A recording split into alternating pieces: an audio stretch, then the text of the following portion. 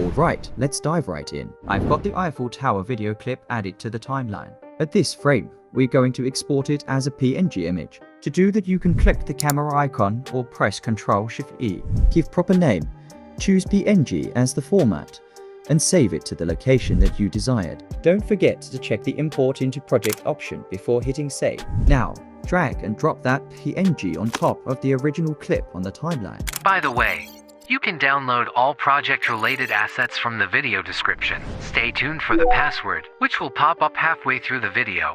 You could use Photoshop, but I'll be using a free tool called Photopea to edit it. Open in Explorer and drag the exported image into Photopea. Let's select the tower. Go to Select menu and choose Subject option.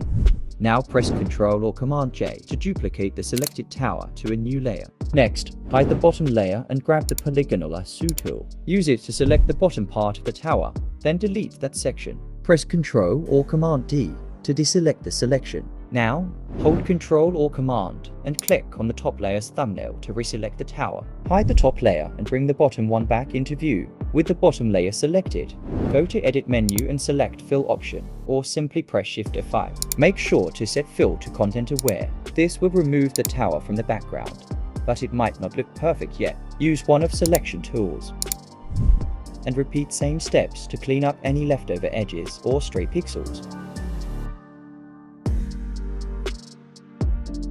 Now head to File menu and export as PNG and overwrite the previous image. Switch back to Premiere Pro and you'll see the tower is now gone from that frame. Now let's continue. Hide the bottom layer and show the top layer again. With the polygonal lasso tool, carefully select the base of the tower. Press Ctrl or Command J to duplicate the selection to a new layer. For now, hide the duplicated layer and follow the same steps to create two more separate layers from the tower.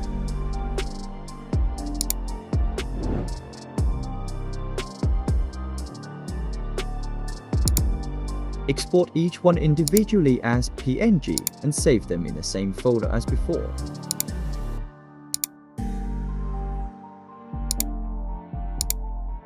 Back in Premiere, drag and drop all those PNG images onto the timeline.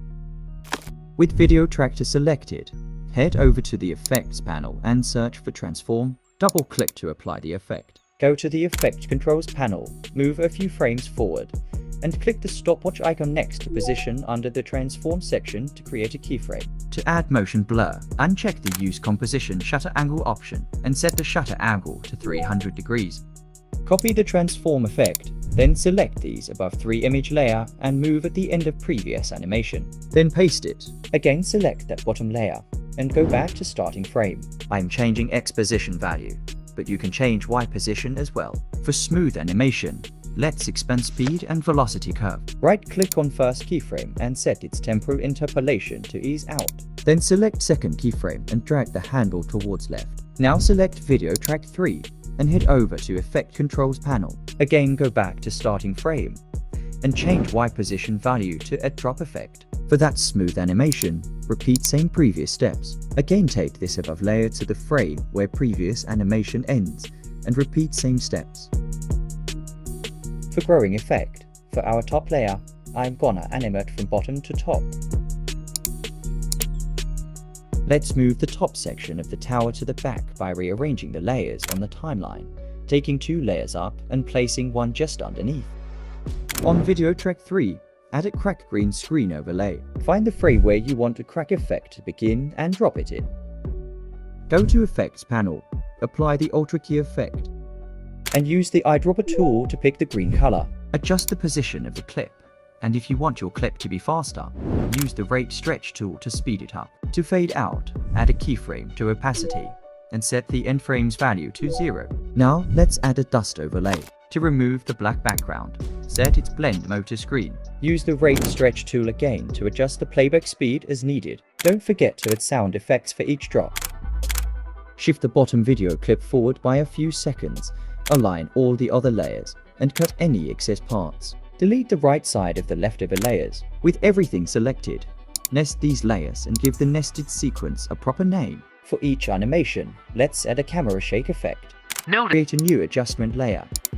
Find the frame where the shake should begin and trim it down to 5 frames. Apply the transform effect to this layer.